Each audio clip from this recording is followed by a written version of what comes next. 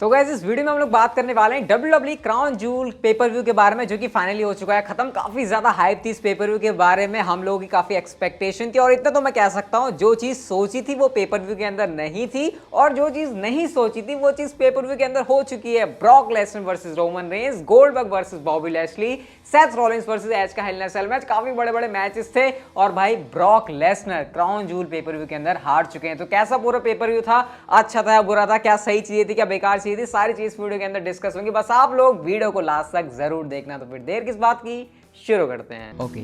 Hello chatters, my name is Rohit and you are watching Wrestle Chatter. शुरुआत करते हैं guys हम लोग सबसे पहले किक ऑफ मैच से। ज्यादा इसके बारे में बात करेंगे नहीं। ऊसोस वर्सेस सेड्रिक अलेक्जेंडर और शेल्टन बेंजामिन के बीच में हमको मैच देखने को मिलता है और किसी रीजन की वजह से इनको शो के ऊपर लेकर आ गया था। किक ऑफ मैच तो सिर्फ बहाना था। बाकी इस मैच के रिजल्ट की बात करें तो ऊसोस ने यहाँ पर जो अपना स्प्लैश वगैरह लगाकर है इस मैच में जीत हासिल कर ली। अब बात करते हैं हम लोग मेन शो के बारे में और पहला ही मैच हमको देखने को मिल जाता है Hell in a cell match, Edge versus Seth Rollins के बीच में। एंड ओ माय गॉड, मैंने आपसे क्या कहा था, सऊदी अरेबिया के क्राउन जूल के अंदर one of the best matches में से एक हो सकता है क्राउन जूल के अंदर। लेकिन मैं यहां पर गलत था क्योंकि शो के ऊपर अभी से स्पॉइलर दे देता हूं, सबसे बेस्ट मैच यही था एटलीस्ट मेरी नजर में। मुझे लगता है आप में से 90%, 95% या फिर हो सकता है 100% लोगों को इस बात से एग्री करना चाहिए कि शो के ऊपर जो सबसे बेस्ट मैच था मेरे ख्याल से यही वाला था। इस मैच के अंदर आपको फिजिकलिटी देखने को मिलेगी, ब्रूटैलिटी देखने को मिलेगी, एक्सट्रीम मूवमेंट्स देखने को मिलेंगे। Oh my God, wow movements, सारे फैक्टर आपको इस मैच से देखने को मिलेंगे। टेबल इस मैच के अंदर देखने को मिलेगा, लैडर देखने को मिलेगा। भाई क्या स्पॉट्स थे। एक स्पॉट वो था जब सेथ रॉलिंस सुसाइड डाइव लगा रहे हैं, कभी एज ने जो है भाई सेथ रॉलिंस को धक्का दे दिया हेल इन अ सेल पर, उसके बाद सेथ रॉलिंस नीचे गिर रहे हैं भाई टेबल के ऊपर। उसके बाद हमने एक स्पॉट देखा जहां पर टेबल के ऊपर पावर बॉम्ब दे दिया वो लैडर के थ्रू सेथ रॉलिंस ने एज को। भाई क्या हो रहा है यहाँ पर, फ्लाइंग एल्बो ड्रॉप लगा रहे हैं एज सेथ रॉलिंस के ऊपर वो स्टील चेयर लेके। भाई क्या क्या एक्सट्रीम स्पॉट्स थे। वो जो क्रॉस फेस लगाते हैं वो भी हमको देखने को मिलता है। सेथ रॉलिंस ने अपने जूतों के ऊपर, जंजीरों के ऊपर, जूतों के ऊपर जंजीर बांधी और उसके बाद उन्होंने अपना जो सुपर किक है वो लगा दी एज के ऊपर। और उस टाइम पर तो मुझे लगा भाई एज का खेल खत्म हो गया। खेल खत्म ऐसा नहीं लगा कि वो मैच में हारने वाले हैं। भाई मैं इंस्टाग्राम के ऊपर लाइव कर रहा था, अगर आप लोग देख रहे हो, रिएक्शन आप लोगों ने मेरे देखे होंगे। मुझे लगा एज भाई मैच में खत्म और यहां से एज नहीं जीत सकते। और उसके बाद जो उन्होंने काउंटर किया भाई, जो अखरोट फोड़े उन्होंने सेथ रॉलिंस के, उसके बाद जो उन्होंने काउंटर किया भाई सेथ रॉलिंस के ऊपर ही उन्होंने उनका ही कर्व स्टॉर्म लगा के मैच में जीत हासिल कर ली। लेकिन हाँ, एंड में अगर आप लोग देखोगे तो थोड़ा सा यहाँ पर पहुंच हो गया। वो जो उन्होंने कर्व स्टॉर्म लगाया ना, एग्जैक्टली वो लगा नहीं, वैसे उन्होंने पैर पहले मार दिया और सेथ रॉलिंस का जो सिर है वो बाद में आता है। तो इस तरीके से जो है थोड़ी सी गड़बड़ी हो गई। लेकिन भाई मेरे लिए ये क्राउन जूल के अंदर सबसे बेस्ट मैच था, यही परफॉर्मेंस थी जो कि मैं एक्सपेक्ट कर रहा था इन दोनों सुपरस्टार से। इसके बाद गाइस हमको अगला मैच देखने को मिलता है मंसूर वर्सेस मुस्तफा अली के बीच में। एज एक्सपेक्टेड इस मैच के अंदर जो है हमको मंसूर ही विनर देखने को मिले। ज्यादा इस मैच के अंदर कुछ खास था नहीं। हालांकि मैच खत्म होने के बाद जो है मुस्तफा अली यहाँ पर स्टिल अटैक करते हैं, लेकिन वहां के Olympic gold medallist Saudi Arabia के आते हैं, जो है हमीद जो है यहाँ पर आते हैं और उन्होंने जो है आकर मतलब एक मूवमेंट यहाँ पर दिया और इस तरीके से जो है हमको एक मूवमेंट टाइप का देखने को मिलता है। तो ये वहां पर जो है उनके लोकल ऑडियंस के लिए था, जो कि शायद उनको एक पॉप देने वाले के लिए था। तो इस तरीके से जो मंसूर है उनकी जो स्ट्रीक है सऊदी अरेबिया के इवेंट्स के अंदर वो रहती है कंटिन्यू। इसके अलावा गाइस हमको RK Bro versus AJ Styles and nomos के बीच में रॉ टैग टीम चैंपियनशिप्स के लिए मैच देखने को मिलता है। सबसे पहले इंस्टाग्राम के ऊपर अगेन मैं लाइव था इस मैच के दौरान, तो मैंने एंट्रेंस मिस कर दी थी, तो बाद में जाके मैंने दोबारा से देखी है। बाय द वे इस वीडियो को मैं 2 बजे के आसपास रिकॉर्ड कर रहा हूँ। थोड़ी सी आंखों में आपको नींद दिख रही देखने को मिल रही होगी, तो उसको इग्नोर करना। तो एंट्रेंस यहाँ पर होती है रिडल की। पहले वो अपने स्कूटर पर आते हैं, उसके बाद बैक स्टेज जाते हैं, उसके बाद वो ऊंट में एंट्रेंस करते हैं और रैंडी ऑर्टन देख रहे होते हैं कि भाई ये बंदा तो बड़ा कूल है यार, ये ऊंट में एंट्रेंस कर रहा है। उसके बाद हमको उनकी एंट्रेंस देखने को मिलती है। और अगेन ये वाला मैच भी काफी हद तक प्रिडिक्टेबल था। मैच मेरे हिसाब से WWE ने सही किया, इसको स्ट्रेच नहीं किया, क्योंकि ऑलरेडी हमारी जो एक्सपेक्टेशन थी कि भाई इस मैच में रिजल्ट प्रिडिक्टेबल है, तो उस हिसाब से इनको स्ट्रेच नहीं किया। और एंडिंग मोमेंट में यही होता है जब रैंडी ऑर्टन जो है अपना RKO आउट ऑफ नोवेयर लगाते हैं। हालांकि वो RKO आउट ऑफ नोवेयर नहीं था, क्योंकि पता था फिनोमिनल फोरआर्म है, इसको काउंटर ही करने वाले रैंडी ऑर्टन। उसके बाद फ्लोटिंग ब्रो लगाया हमारे रिडल ने और इस तरीके से जो है रैंडी ऑर्टन और रिडल ने अपनी रॉ टैग टीम चैंपियनशिप्स को यहाँ पर रिटेन कर लिया, जो कि WWE का यहाँ पर सही डिसीजन था। इसके बाद गाइस हमको क्वींस क्राउन का फाइनल मैच देखने को मिलता है जेलिना वेगा वर्सेस ड्रू ड्रॉप के बीच में। यहाँ पर मेरी प्रेडिक्शन थी ड्रू ड्रॉप के लिए, लेकिन WWE ने यहाँ पर कुछ अलग ही डिसीजन लिया। और इस मैच के विनर की बात करें तो यहाँ पर जेलिना वेगा बन चुकी हैं क्वीन जेलिना, क्योंकि इस मैच में उन्होंने डू ड्रॉप को हरा दिया है और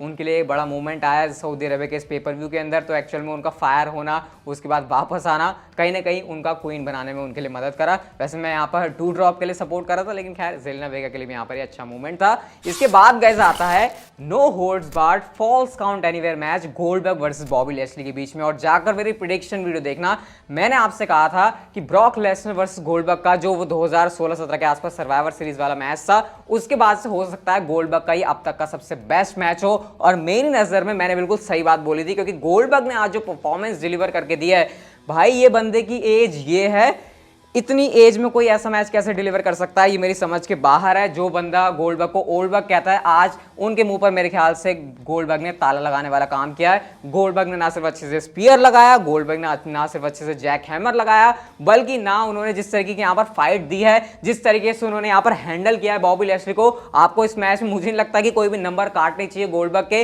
ये मैच की लेंथ भी काफी अच्छी खासी थी। हमने मूवमेंट देखा जब बॉबी लेस्ली स्पीयर लगाने चलते हैं, तो जिस तरीके से उन्होंने डॉज किया, बॉबी लेस्ली खुद ही जाकर जो है टेबल के ऊपर गिर गए। उसके बाद गोल्डबर्ग ने यहाँ पर स्पीयर लगाया, उन्होंने बैरिकेड के थ्रू बॉबी लेस्ली को स्पीयर लगाया और भाई पूरे मैच में डोमिनेट किया गोल्डबर्ग ने कि भाई तूने मेरे बेटे को छेड़ कैसे दिया, मैं तुझे बताता हूं कि मेरे अंदर पावर क्या है।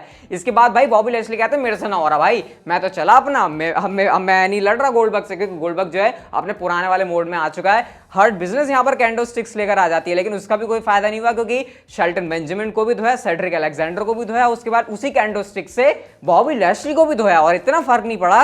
रैंप पर खड़े होते हैं बॉबी लेस्ली और वहां से उन्होंने स्पीयर लगाया और स्पीयर जाकर वो सीधा बहुत ज्यादा नीचे था। आई थिंक वो हाइट होगी कम से कम 6-7-8 फीट के आसपास, और क्योंकि फॉल्स काउंट एनीवेयर मैच था, तो स्पीयर लगाने के बाद उसी जगह पर उन्होंने पिन किया बॉबी लेस्ली को, और पिन करने के बाद उन्होंने इस मैच को जीत लिया और ये कहा कि अगली बार से मेरी फैमिली के साथ और मेरे बेटे के साथ मत उलझना। और मेरे ख्याल से इस परफॉर्मेंस के बाद हमको अप्रिशिएट करना चाहिए गोल्डबर्ग को, जो उन्होंने परफॉर्मेंस डिलीवर करी है। आपका क्या रिएक्शन है इस मैच को लेकर, डेफिनेटली आप लोग मुझे कमेंट सेक्शन में बता सकते हो। अगला मैच आता है किंग ऑफ द रिंग का final match, Finn Balor versus Xavier Woods के बीच में। और मेरे लिए इस मैच का जो रिजल्ट है वो काफी ज्यादा सरप्राइजिंग था। इस मैच के अंदर आपको काफी अच्छा एंडिंग एक्शन देखने को मिलेगा।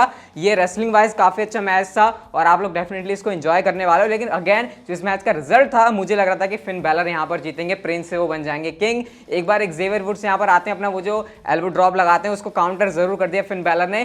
फिन बैलर को अपना इस मैच में फिनिशर लगाने का मौका नहीं मिला, लेकिन एक्सेवियर वुड्स ने अपना फिनिशर लगा के इस मैच में फिन बैलर को हरा दिया है। और गाइस यहाँ पर एक्सेवियर वुड्स आपके बन चुके हैं नए किंग। डिसअपॉइंटिंग है फिन बैलर के फैंस के लिए, लेकिन मुझे लगता है फिन बैलर को अगर जितवाना नहीं था किंग ऑफ द रिंग का फाइनल, तो फिर शायद उनको फाइनल में लाना भी नहीं चाहिए था। लेकिन डेफिनेटली एक्सेवियर वुड्स के लिए अच्छा मूवमेंट है, और कहीं ना कहीं अगर फिन बैलर नहीं भी जीते तो मैं ये नहीं कह रहा कि उससे कोई दिक्कत वाली बात है। एक्सेवियर वुड्स के लिए काफी अच्छा मूवमेंट है कि भाई न्यू डे का मेंबर कोफी किंगस्टन भी WWE चैंपियनशिप जीत गया, बिगी WWE चैंपियन है, तो एक्सेवियर वुड्स को भी यहाँ पर किंग बनाकर WWE ने कहीं ना कहीं अच्छा काम किया है और शायद उनके करियर के लिए काफी अच्छी बात है। इसके अलावा गाइस हमको जो नेक्स्ट मैच देखने को मिलता है वो था WWE चैंपियनशिप के लिए बिगी वर्सेस ड्रू मैकिंटायर के बीच में। ये भी जैसा मैंने आपसे कहा था काफी हार्ड हिटिंग मैच होगा, लेकिन अगेन क्योंकि मैच प्रेडिक्टेबल था, तो अगर मैच प्रेडिक्टेबल होता तो बंदा उसमें ज्यादा इन्वेस्टेड नहीं होता। तो वही इस मैच के अंदर हमको चीज देखने को मिली, जो over the head belly to belly वाला सुप्लेक्स लगाते हैं ना ड्रू मैकिंटायर, उसका तो मैं फैन बनता हुआ जा रहा हूं। और वही चीज ड्रू मैकिंटायर इस मैच में करते हैं। बिगी को जिस तरीके से वो लिफ्ट कर रहे थे ना, वो काफी मुझे अच्छा लग रहा था इस मैच के अंदर। क्लेमोर किक लगाई हमारे ड्रू मैकिंटायर ने, लेकिन वो क्लेमोर किक इतनी काम नहीं है, क्योंकि उसके ऊपर भी बिगी ने जो है किक आउट कर दिया। लेकिन जब बिगी की बिग एंडिंग पड़ती है तो इसका जवाब नहीं था ड्रू मैकिंटायर के पास, और इस तरीके से ड्रू मैकिंटायर जो इस मैच में हार गए हैं और बिगी ने इस मैच में सक्सेसफुली अपनी WWE चैंपियनशिप को रिटेन कर लिया एज एक्सपेक्टेड। बिगी जो है स्टिल आपके हैं WWE चैंपियन। इसके बाद गाइस हमको अगला मैच देखने को मिलता है स्मैकडाउन वुमेन्स चैंपियनशिप के लिए Becky Lynch versus Sasha banks versus Bianca Blair के बीच में। और मेरे को सही बताऊं, शो के ऊपर एक काफी ज्यादा बोरिंग मैच लगा। एक तो सबसे ज्यादा इस मैच को घसीट दिया गया, कोशिश इन्होंने बहुत ज्यादा करी, लेकिन इस मैच में बॉच वाले मूवमेंट भी थे, जब रेफरी ने 2-3 काउंट भी मतलब तीसरे पर किक आउट करने के लिए आई थिंक साशा बैंक्स को पिन ब्रेक करने के लिए आना था, लेकिन आने में उनको लेट हो गई कि रेफरी ने 2 तक ही काउंट किया, तीसरा उसने काउंट ही नहीं किया। मतलब काफी अजीब सा मैच चल रहा था, खिंचा खिंचा सा। मुझे सही बताऊं तो ये मैच देखने में मजा नहीं आया, और एंड में जो है बेकी लिंच को KOD पड़ जाता है उसके बाद ये साशा बैंक्स और बियांका ब्लेयर खुद ही लड़ रहे हैं कि कौन पिन करेगा, लेकिन बेकी लिंच ने जो इस बात का फायदा उठा के रस्सियां पकड़ के उन्होंने ही साशा बैंक्स को पिन कर दिया। तो भाई ठीक ठाक सा मतलब गड़बड़ सा पता नहीं क्या ही मैच में चल रहा है। मेरे इसमें ज्यादा कोई इंटरेस्ट आया नहीं, क्योंकि मेरा सारा इंटरेस्ट टिका हुआ था शो के मेन इवेंट के लिए। और बात करते हैं शो के मेन इवेंट की, जो कि था Roman Reigns versus Brock Lesnar के बीच में यूनिवर्सल चैंपियनशिप के लिए। और हमारे ब्रॉक लेसनर कैसे रिंग गियर में आते उसके लिए मैं था एक्साइटेड। ब्रॉक लेसनर का रिंग गियर वही सेम टू सेम था जो कि हमको पहले देखने को मिलता था। और मैच की स्टार्टिंग में रोमन रेंस ने डोमिनेट किया, जो कि यूजुअली हमको ब्रॉक लेसनर के मैचेस में देखने को मिलता नहीं है। रोमन रेंस ने सुपरमैन पंच भी थ्रो किया, रोमन रेंस ने टॉप रोप के ऊपर से ब्रॉक लेसनर के ऊपर डाइव भी लगा दिया, स्पीयर भी लगा दिया। एक स्पीयर को काफी तगड़ी तरीके से ब्रॉक लेसनर ने काउंटर भी किया, जब वो बिल्कुल उछल जाते हैं और रोमन रेंस जो है कोने में जाकर टकरा जाते हैं, वो जो टर्न बकल होती है वहां पर, तो वो काफी अच्छा स्पॉट था। इसके अलावा रोमन रेंस की तरफ से हमको स्पीयर भी देखने को मिला मैच की स्टार्टिंग में ही। ब्रॉक लेसनर की तरफ से F5 भी था। शुरुआत में ही हमको जो है पिन फॉल देखने को मिल जाते हैं जब रोमन रेंस ने भी किकआउट किया और ब्रॉक लेसनर ने भी किकआउट किया। तो यहाँ पर ये जो मूवमेंट था ना शुरुआत में, वो काफी ज्यादा गर्मा गर्मी का बन जाता है। और जैसे कि आपको पता है ब्रॉक लेसनर थोड़ा सा रेसल करते हैं तो उसके बाद वो पानी पानी हो जाते हैं, उसके बाद वो पूरे लाल लाल हो जाते हैं। तो वही सीन हमको इस मैच से भी देखने को मिलता है। इवन ब्रॉक लेसनर ने मैच के एक मोमेंट में इस तरीके से F5 लगाया रोमन रेंस को कि वो जो रेफरी है वही इस मैच के अंदर गिर जाता है। तो भाई इसके बाद तो सीन कुछ ऐसे बनता है कि रेफरी पिन कर, जब रेफरी गिरा होता है तो ब्रॉक लेसनर पिन करते हैं रोमन रेंस को कि भाई अब मैं इसको पिन करूंगा, शायद अभी किकआउट ना कर पाए। तो भाई यहाँ पर पिन करने के लिए कोई बंदा मतलब रेफरी नहीं था, तो 1 2 3 ऑडियंस यहाँ पर काउंट की जा रही है। तो ब्रॉक लेसनर को लगता है कि भाई यहाँ पर अगर रेफरी होता तो शायद मैं जीत जाता। रेफरी को उठा के वो एक हाथ से ही बाहर फेंक देते हैं। और गाइस इस बात का रोमन रेंस ने फायदा उठाया, उन्होंने लगा दिया ब्रॉक लेसनर को स्पीयर। इवन हमको यहाँ पर ये मूवमेंट भी देखने को मिलता है जब रोमन रेंस ने ब्रॉक लेसनर के ऊपर स्पीयर की इससे पहले बौछार भी की होती है। अब साइड में खड़े होते हैं पॉल हेमन क्या करते हैं, ब्रॉक लेसनर और रोमन रेंस के बीच में वो यूनिवर्सल चैंपियनशिप को फेंक देते हैं, जैसे कि वो ये दिखाना चाह रहे हो कि भाई लो मैंने बेल्ट फेंक दी है, अब जिसको बेल्ट का यूज करना है वो यूज कर सकता है, और उसके बाद जो है तुम जो भी एडवांटेज लेना है ले लो, मैं चला भाई अपना काम करने। और गाइस दोनों सुपरस्टार बेल्ट खींच रहे हैं कि मैं यूज करूंगा, मैं तेरे को अटैक करूंगा, मैं करूंगा। इस चक्कर में ब्रॉक लेसनर ने बेल्ट छीन ली और पीछे से आते हैं ऊसोस और उन्होंने लगा दिया सुपर किक, दोनों ने एक साथ मिलकर ब्रॉक लेसनर के ऊपर। रोमन रेंस ने इस बात का फायदा उठाया, उन्होंने यूनिवर्सल चैंपियनशिप ली हाथों से, उन्होंने यूनिवर्सल चैंपियनशिप से अटैक कर दिया ब्रॉक लेसनर के ऊपर। और गाइस आप बिलीव करोगे इस मूव के ऊपर ब्रॉक लेसनर के ऊपर पिन हो गया 1 2 3 एंड ब्रॉक लेसनर यहां पर हार गए। रोमन रेंस ने यूनिवर्सल चैंपियनशिप को रिटेन कर लिया। इससे पहले WWE ने अनाउंस किया था कि Roman Reigns and Brock Lesnar no disqualification होगा, लेकिन उसके कुछ ही मिनट के बाद WWE ये अनाउंस करती है कि Roman Reigns and Brock Lesnar interested नहीं है इस मैच को नो डिस्क्वालिफिकेशन बनाने के लिए, इसलिए अभी मैच नो डिस्क्वालिफिकेशन नहीं होगा। यानी पहले मैच को नो डिस्क्वालिफिकेशन करके नो डिस्क्वालिफिकेशन की स्टिपुलेशन खुद से WWE ने हटा दी। तो ये बड़ी मुझे वियर्ड चीज लगी। और सही बताऊं तो ये सबसे बड़ा मैच था क्राउन जूल का, और जिस तरीके की इस मैच की एंडिंग WWE ने की, मैं इससे बहुत ही ज्यादा डिसअपॉइंटेड हूं। तो जब मैं कहने रहा था जो चीज सोची थी कि इस मैच के अंदर होगी, पॉल हेमन की तरफ से कुछ कारनामा करना, वो तो नहीं हुआ, लेकिन क्राउन जूल में जो नहीं सोचा था, जैसे कि ब्रॉक लेसनर, जैसे कि गोल्डबर्ग की तरफ से परफॉर्मेंस, या फिर एज और रॉलिंस का मैच, वो ज्यादा कमाल करने के, तो जिस चीज से कम कमाल करने की उम्मीदें थी उन्होंने ज्यादा कमाल कर दिया, और जहां पर रोमन एंड ब्रॉक का कमाल करने का ज्यादा काम था उन्होंने भाई यहां पर डिसअपॉइंट कर दिया। तो मैच जरूर अच्छा था, लेकिन जो एंडिंग थी वो मुझे काफी वियर्ड लगी। तो इस हिसाब से यार मेरे को थोड़ा सा इन्होंने लेट डाउन किया। बाकी ये जरूर पता चलता है कि Roman Reigns and Brock Lesnar की जो कहानी है शायद अभी वो अनफिनिश्ड बिजनेस है, और पॉल हेमन स्टिल यहाँ पर अभी कुछ कहानी प्ले कर सकते हैं। बाकी आपको कैसा लगा क्राउन जूल, आप लोग मुझे कमेंट सेक्शन में बता सकते हो। ये वाली वीडियो गाइस अगर आपको अच्छी लगी तो इसे कर दो लाइक, चैनल को आप लोग कर सकते हो सब्सक्राइब और नोटिफिकेशन बेल को ऑन ऐसी इंटरेस्टिंग वीडियोस के लिए। And see you guys in my next video.